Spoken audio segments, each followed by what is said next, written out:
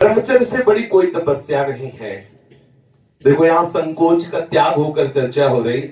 आप असत आचरण करने में संकोच करें, लेकिन असत आचरणों से कैसे बचा जाता है उन युक्तियों में संकोच मत मांगे। महादेव जी कहते हैं ब्रह्मचर्य अर्थात वीर्य धारण करना महान उत्कृष्ट तप है, भगवत प्रसन्नता का प्रधान हेतु है। इससे बढ़कर कोई तपश्चर्या तीनों लोकों में प्रसिद्ध नहीं है। जो ऊर्ध्वरेता अखंड ब्रह्मचारी है वो पुरुष नहीं, वो साक्षात भगवत स्वरूप महादेव है।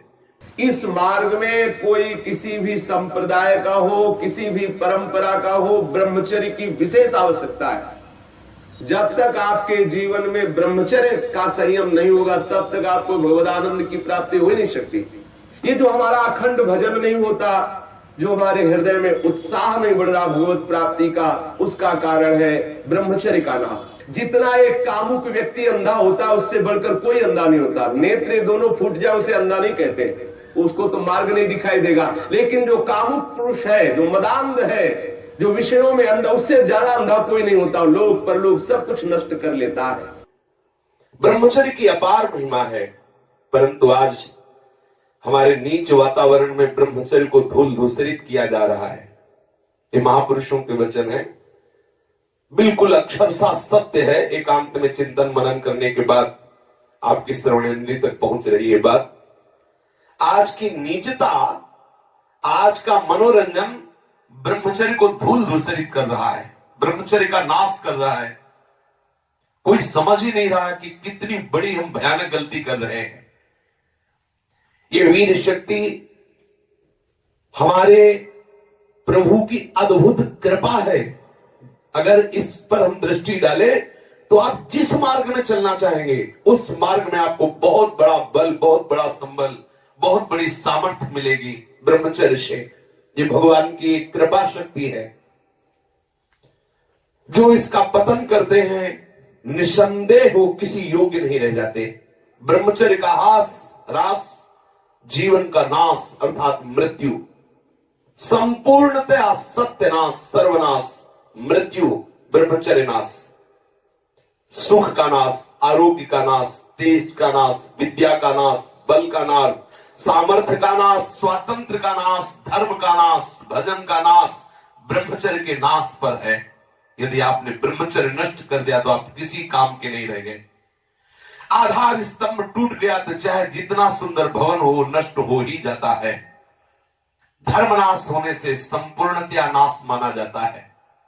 जिसका ब्रह्मचर्य नाश है वो कभी भी धर्म से युक्त नहीं रह सकता। हमारे स्वास्थ्य की संपूर्णतया वृत्तियों को बिगाड़ देने वाली ये चेष्टा है। मरणम बिंदु पातेन जीवनम बिंदु धारणात्। ये भगवान शंकर का अमिट सिद्धांत है कि जो वीर के साथ खिलवाड़ करता है वो साक्षात मृत्यु का वर्ण कर रहा है। जो वीर को रोकता है, धारण करता है, वो अमर है, वो भगवत स्वरूप हो जाता है। ब्रह्मचर्य ही जीवन है और ब्रह्मचर्य का नाश ही महान मृत्यु है। ब्रह्मचर्य ही स्वस्थता है, ब्रह्मचर्य का नाश ही महान रोगों का निमंत्रण है।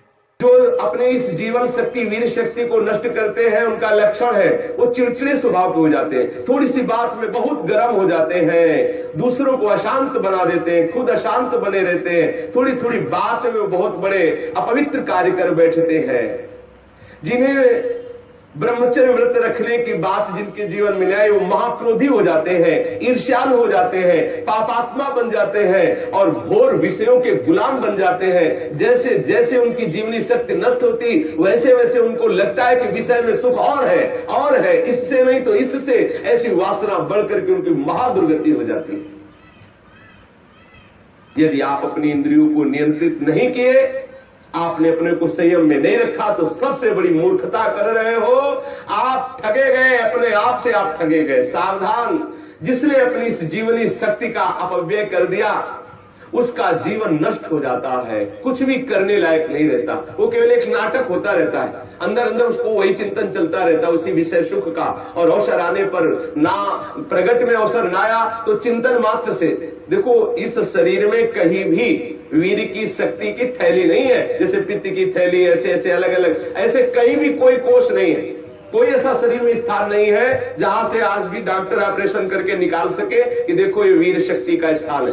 हर नस नाड़ी में वो व्याप्त शक्ति है। जब आप मन से संकल्प करते हैं उसी समय वो पूरे शरीर से संचित होकर एकत्रित हो जाती है। उस एकत्रित होने वाली नाड़ी का नाम है मनोवाह।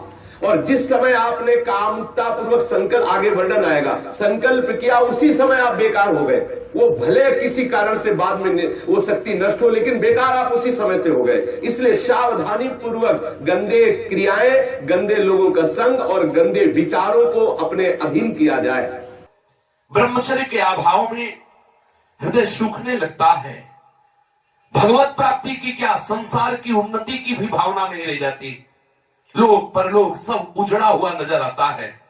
जो ब्रह्मचर्य छीण करता है उसकी स्मृति का नाश हो जाता है, नेत्रों में कम दिखाई देने लगता है और लघुशंका के साथ वीर शक्ति का स्खलन होने लगता है। वो जान नहीं पाता, उसकी जीवनी शक्ति नष्ट होने लगती है। वो बिना किसी कारण अशांत बना रहता है। लाखों चिंताएं उसके मन में डुलने लगती है। वो दुर्बल होने लगता है। बड़ा निद्राल का वो वशीभूत हो जाता है। जरा सा निद्रा रही, जरा में हम तो देखते हैं लोग बैठते ही सोने लगते हैं और मोटापा बढ़ जाता है, आलस्य बढ़ने लगता है, उदासी आने लगती है, हृदय में घबराहट पैदा होने लगती है, श्वास अवरोध होने लगता है, कष्ट से श्वास या श्वास तीव्र गति से चलने लगती है, यक्षमा हो जाता है, पृष्ठशूल रोग हो जाता है, कटिवात हो जाता है, शिरोवेदना बढ़ने लगती है, जोड़ों में दर्द होने लगता है, दुर्बल हो जाता है और निद्रा के समय उसका जो शक्ति है वो क्षीण होने लगती, बह जाती, उसको पता ही नहीं लगता। मानसिक अस्थिरता, विचार शक्ति की दुर्बलता, ये भयानक भयानक कमजोरियां उसके जीवन में प्रकट हो जाती हैं, जो इसे मनोरंजन समझता है। सावधान, अगर आप अशांति से हटकर शांति में जाना चाहते हो, दुख से बचकर महासुख का अनुभव करना चाहते हो, तो ब्रह्मचर्य पर दृष्टि दीजिए।